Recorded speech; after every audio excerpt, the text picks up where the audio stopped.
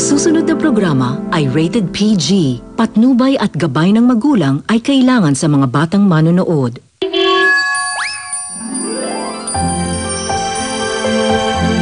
Experiment talaga. Oo. Teka. Hanggang ngayon, nililigawan niyo pa rin si Sasa? Nauna pa kayo sa akin, ah. Wow, naman. Good mood tayo ngayon. Naka-high ka shoes pa, oh. O, syempre naman. Sigurado, isa lang ibig sabihin yan, boss. Pati na kayo ni Isay, no? Oo naman. Si Isay. Yun ang friend ako. Bago ko ligawan si Isay, naisip ko na, kung mawalan ng girlfriend, mawawalan pa ng best friend. Huwag mo problemahin nyo si Dale. Dahil, maka-move on ka rin. Siya yung host ng favorite mong cooking show! Ay, ikaw! Alam mo, kung iniisip mo na pag-awayan na naman kami ng boyfriend ko, sorry. Kasi hindi mo na magagamit si Dean para paghiwalayin kami. Dinilit ko na siya sa buhay ko, kaya kung ako sa'yo, i-delete mo na rin ang sarili mo kay Aston.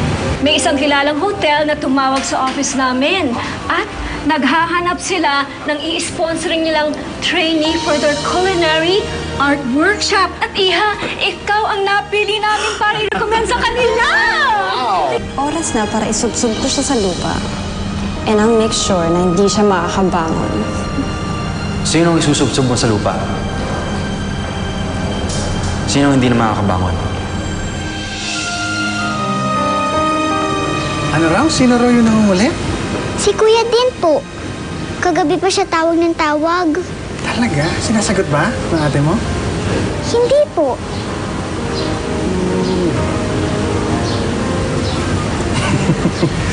Alam niyo, Teka, maaga pa yata eh. Daan muna kaya tayo ng fast food bago ko kayo ihatid sa schools niyo. Parang celebration na rin kasi back to school. Back to school ka. Ano sa tingin mo? Hindi ba tayo malilibang dun? Ayoko malate, Hindi, maaga pa eh, oh. Kaya yan. Ano, game? Ready? Tara! Sige. Liga? Nga dito. Hindi ko alam paano ka nakakakit dyan eh. Just like in any other profession, good attitude is very important in culinary. Kahit gaano pa kayo kagaling, mababaliwala ang lahat ng yan if you do not have good attitude. Kung hindi nyo mahal ang trabaho ninyo, if you do not have good discipline, believe you me, baliwala. Ay, sorry po. Sorry po, late po ako. Ay, sorry. Sorry po. As I was saying, when I was rudely interrupted, good attitude is very important in this profession. Marami sa inyo ang nagbayad ng malaking halaga just to be in this class.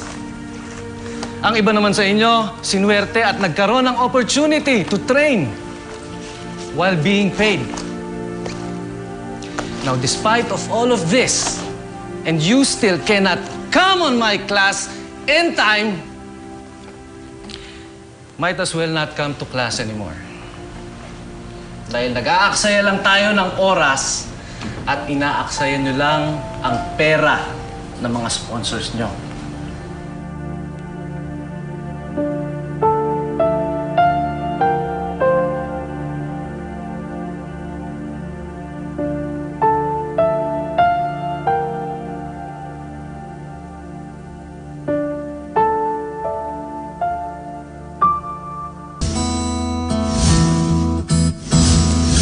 Sayong ngiti. Wala kayo, laging pasok Hoy, dito. kayong tatlo, bakit hindi kayo nagpapakita sa akin, ha? Bakit? Namiss mo ba kami? Sige nga, sino nga pinaka-namiss mo? Ano? Wala. Pantay-pantay lang. Pare-parehas.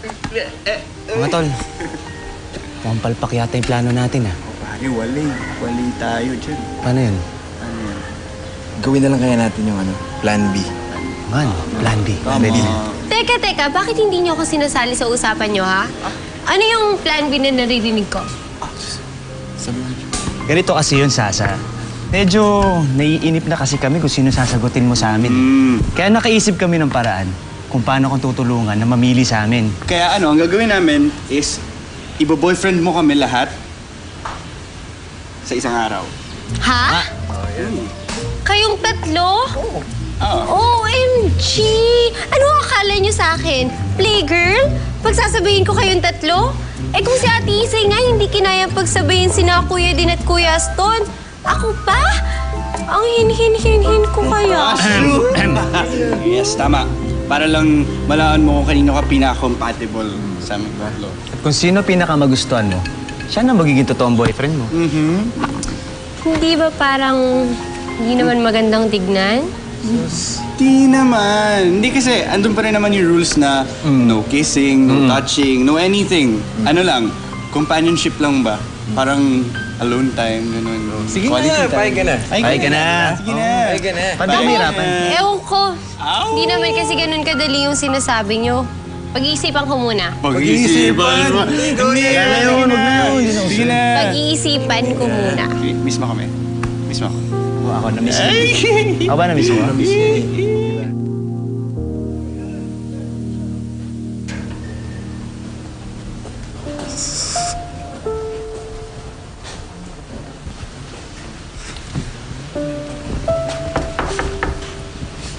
Te! Andiyan ba si Isay, te? Din, wala si Isay dito. Kaninang umaga pa umalis. Sigurado ka? Oo, sabi ko na nga wala eh. Magkasama sila ni Nanika, tsaka ni Jasper. Hinatid ni Boss Aston gamit yung kotse.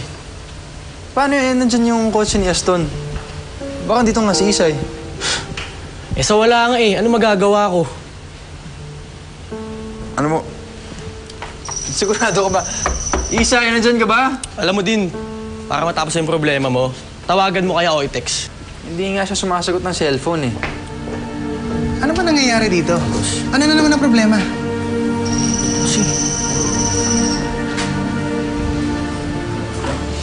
Alam mo, hindi ka na nakakatawa eh.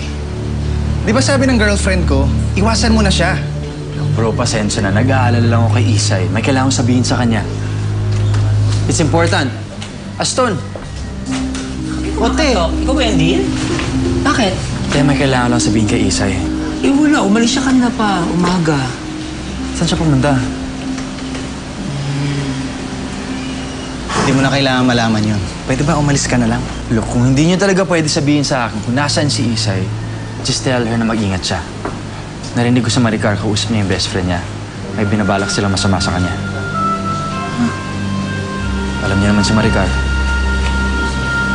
Okay? That's it. Dean, pumapasok si Isay sa Institute of Culinary Arts, katabi ng Delta Hotel.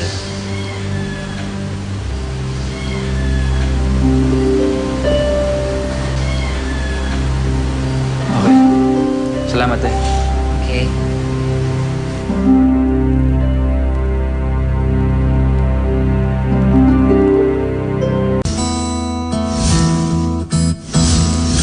Sa iyong ngiti, ako'y nahuhumad.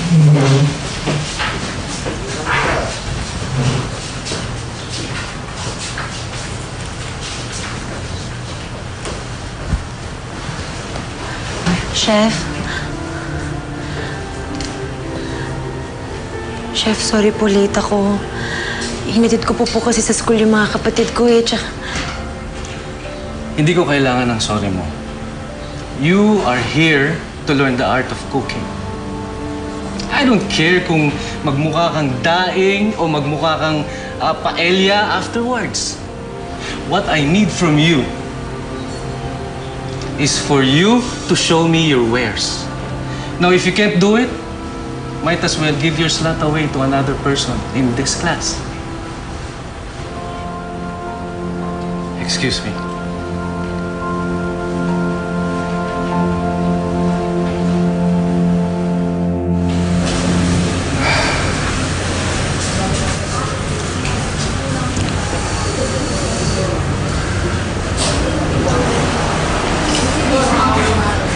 Hello again, Aston. Why do I have this feeling na ako ang pinag-iisipan mong tawagan?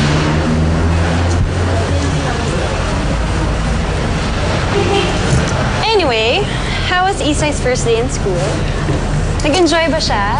Naikwento niyo ba kung gaano siya ka-excited? Bakit mo alam na nag-school na ulit si Isa? How could I not know?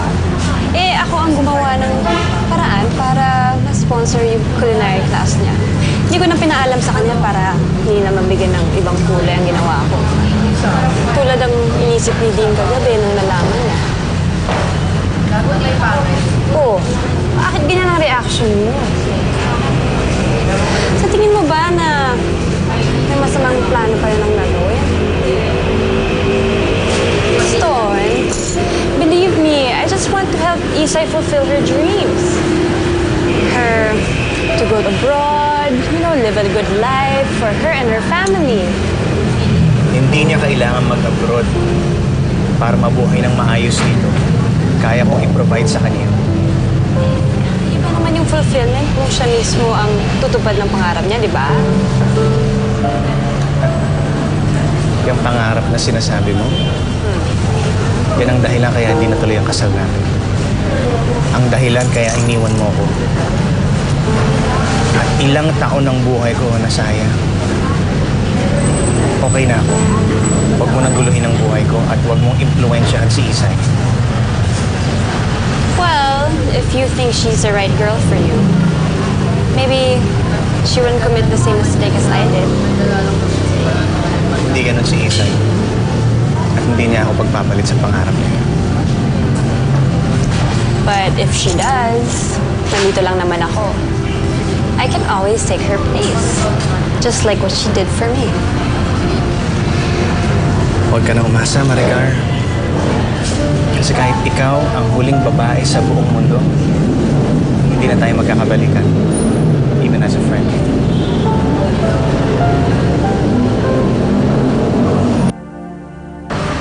Don't speak too soon, Aston.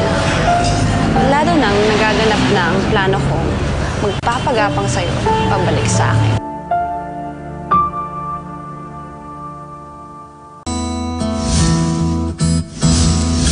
Sa iyong ngiti, Alam mo, galing-galing talaga na teacher ni Chef Eugene.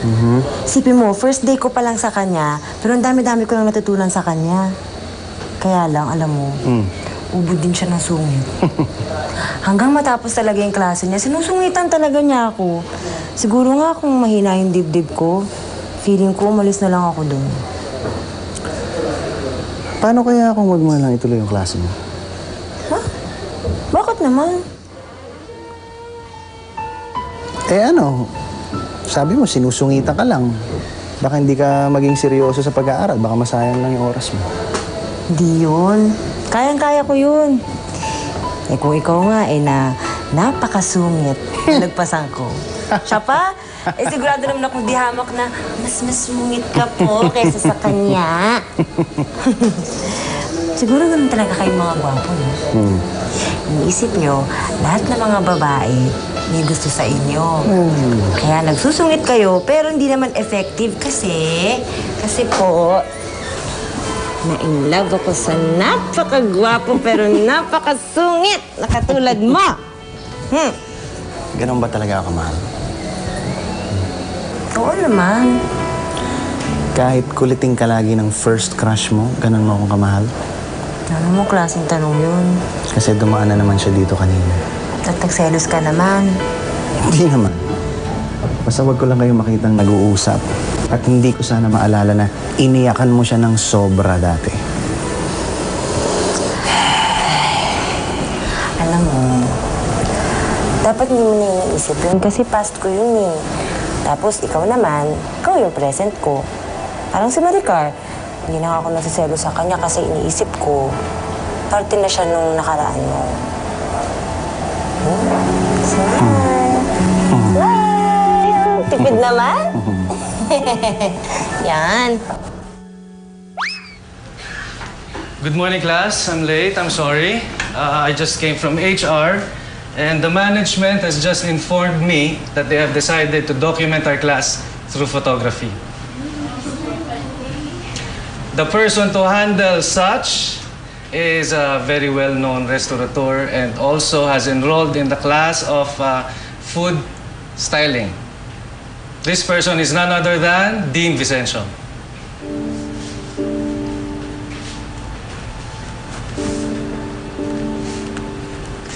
Good morning, everyone.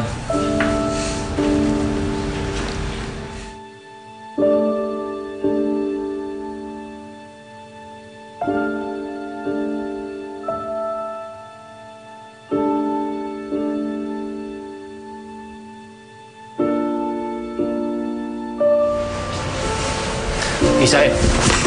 Isay! Isay, wait! Kanina mo pa hindi pinapansin. Ano ba yan? Galit ka ba sa akin? Dean, alam mo naman kung anong pwede maging resulta ng pagiging magkasama natin sa klase, di ba? Kapag nalaman to ni Aston, baka mamaya mag-away na naman kami.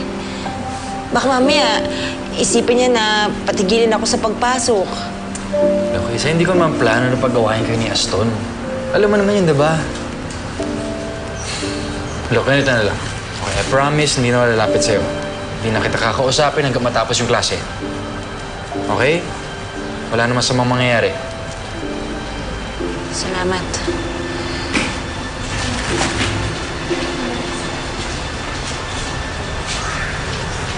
Ano na naman ang nangyayari at nakabuntot na naman to?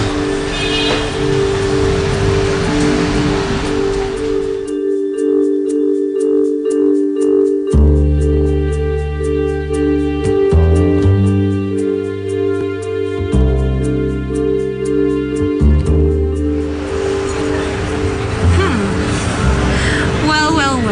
Parang hindi talaga nasira ni Dean ang scheme ko. Sa pagpasok niya sa eksena, it seems he made everything more interesting. So, tuloy pa rin ang plano mo? Yes, of course. Isa is busy with her culinary class and Dean being around her all the time. Mas madali ko mababawi si Aston. Whether he likes it or not, he's gonna end up with me.